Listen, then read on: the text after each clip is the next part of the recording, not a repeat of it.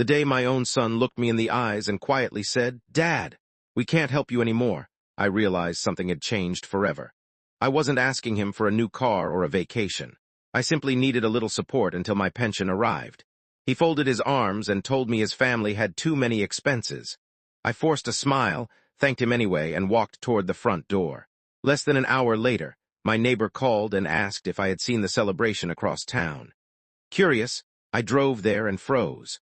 My son was standing beside a sparkling new $120,000 luxury motorhome, proudly handing the keys to his father-in-law while everyone applauded. My chest tightened, but I refused to cry in front of strangers. I quietly turned around and drove home.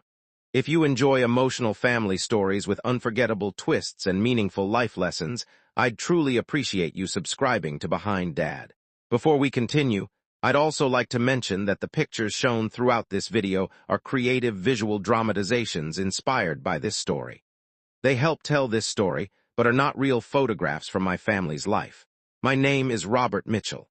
I'm 74 years old, and after my wife, Helen, passed away 5 years ago, my son Ethan became the person I trusted most. Helen always reminded me that wealth could disappear overnight, but honesty would always remain. I believed those words with all my heart. I spent 38 years working as a mechanic, often taking extra shifts so Ethan could attend college and later start his own business. Watching him succeed made every sacrifice worthwhile. Never once did I imagine the same son would someday make me feel like I no longer belonged in his life. A month before everything changed, unexpected medical bills and repairs to my old furnace nearly emptied my savings. I wasn't asking Ethan to solve all my problems. I only needed temporary help until my next retirement payment arrived. He listened quietly before saying, "Dad, we just can't help you anymore." I nodded because I didn't want him to feel guilty. I even apologized for asking. But as I drove home, I couldn't stop wondering when I had become someone my own son could simply turn away from. That evening, I couldn't stop thinking about the motorhome. It wasn't the money that hurt me. It was realizing my struggles meant less to my son than impressing someone else. Every memory of teaching him to ride a bicycle, coaching his baseball games, and standing proudly at his graduation replayed inside my mind.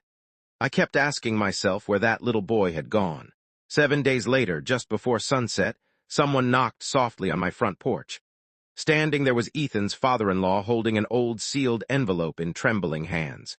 He looked at me with tears in his eyes and whispered, "Robert, this is your late wife's missing will. Your son never wanted you to see it." I welcomed Ethan's father-in-law, Charles, inside without saying a word. The moment he sat down, I noticed his hands were shaking. He carefully placed the old sealed envelope on my dining table as if it carried the weight of an entire lifetime. "Robert," he said quietly, "I didn't know this existed until a week ago. When I found it, I realized your son had hidden something that belonged to you." My heart pounded as I slowly opened the envelope. The first thing I recognized was Helen's handwriting. Even after 5 years, I could never mistake it. My eyes filled with tears before I even read the first sentence. Inside the envelope was Helen's original will, signed years before her passing. I remembered helping her prepare those papers with attorney Michael Harris. Yet after her funeral, the document had mysteriously disappeared. Ethan insisted there had never been another will, and I believed him because he was my son. But this wasn't the only surprise inside. Folded beneath the will were copies of bank transfers, purchase agreements, and financing records for the luxury motorhome. Every page pointed toward the same painful truth. Ethan hadn't paid for the motorhome from business profits as everyone believed. He had quietly withdrawn money from a family investment account that Helen created to protect my future if anything ever happened to her. My hands trembled so badly that I could barely continue reading. It wasn't only about the money. It was realizing my wife's final wishes had been hidden from me by the person I loved most. I stared at Helen's signature and remembered the promises we made while building our family together. I remembered teaching Ethan honesty before anything else. Somehow those lessons had been buried beneath greed. I quietly asked myself how a father could lose his son's trust without ever noticing. Charles wiped away tears before admitting everything. A few days after receiving the motorhome, he accidentally discovered the missing will inside a folder Ethan had asked him to store temporarily. Curious, he read only enough to realize it belonged to me. When he confronted Ethan, my son simply replied, "Dad never needs to know. Everything is already mine anyway." Those words shattered Charles. He immediately returned the motorhome to the dealership and demanded every document connected to the purchase. Then he handed me one final paper, a signed statement describing Ethan's confession. Before I could gather my thoughts, my phone rang. Attorney Michael Harris calmly said, "Mr. Mitchell, bring the will and every document to my office tomorrow morning. There's another piece of evidence that changes this case completely." That night I couldn't sleep. Helen's original will remained on my kitchen table beside our wedding photograph. I read every page again and again, hoping I would discover some innocent explanation. Instead, each sentence made the truth even harder to accept. Ethan hadn't only hidden my wife's final wishes. He had hidden the future she carefully planned to protect me. I looked at Helen's smiling face in the photograph and whispered, "I promised I'd always honor your wishes. I almost failed because I trusted the wrong person." My voice cracked as memories of our life together filled the silent room. The next morning, I arrived at Attorney Michael Harris's office carrying the envelope close to my chest. Charles was already waiting there. He stood up, shook my hand, and quietly apologized once more. Attorney Harris placed another thick file on the conference table before looking directly at me. "Robert," he said softly, "there's something Ethan never expected anyone to find." He opened the file, revealing financial records, emails, title documents, dealership contracts, and copies of text messages recovered during the investigation. Every document proved Ethan had planned the motorhome purchase nearly 2 months before telling me he couldn't help with my expenses.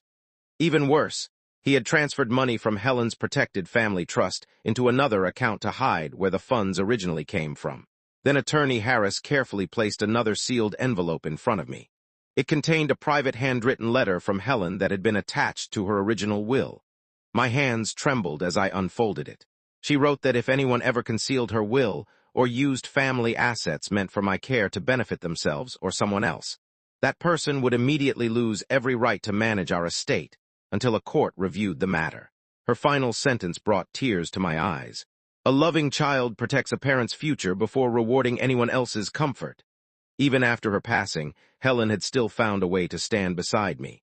Charles then admitted something that shocked even Attorney Harris.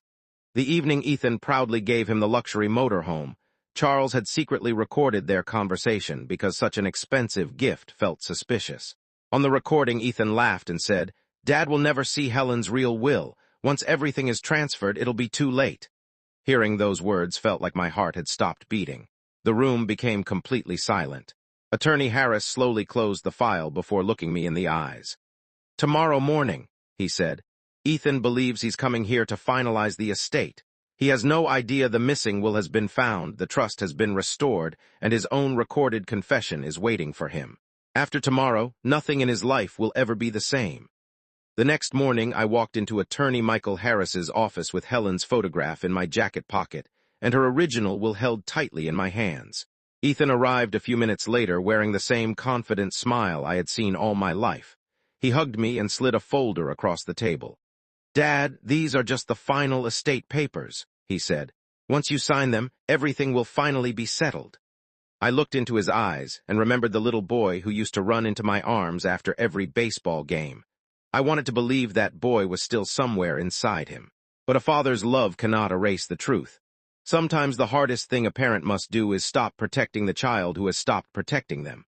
Attorney Harris calmly placed Helen's original will, the trust documents, the bank transfers, the dealership records, and Charles's written statement across the conference table. Then he pressed a button on a small recorder. Ethan's own voice echoed through the silent room. "Dad will never see Helen's real will. Once everything is transferred, it'll be too late."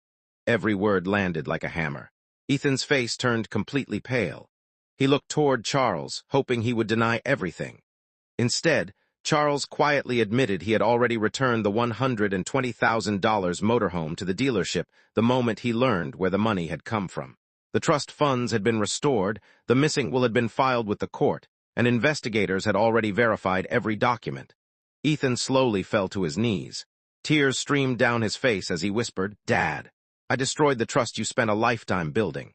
I looked at him with tears in my own eyes and quietly replied, "Money never destroyed us, son. Greed did. The truth only revealed it." A few weeks later, the court officially recognized Helen's original will. Every attempt to hide it was overturned. My home, my savings, and the future Helen had planned for me were finally protected. I spent my mornings sitting on the porch she loved, drinking coffee as the sun rose over the old maple tree we planted together decades earlier. For the first time in months, I felt peace instead of fear. I silently thanked Helen because even after leaving this world, she had still found a way to keep her promise to protect me. Ethan accepted the legal consequences of his actions and spent many months trying to rebuild what he had broken. I forgave him because carrying bitterness would only steal the peace Helen wanted me to have. But I also reminded him that forgiveness is given in a moment, while trust is earned through years of honest choices. If my story touched your heart, please leave a comment and tell me what you would have done in my place. Share this story with someone who believes parents should never be forgotten after a lifetime of sacrifice. Thank you for spending this time with me on Behind Dad. And always remember this lesson. An inheritance can be counted in dollars, but a parent's love is priceless. And once trust is broken, only truth and humility can begin to rebuild it.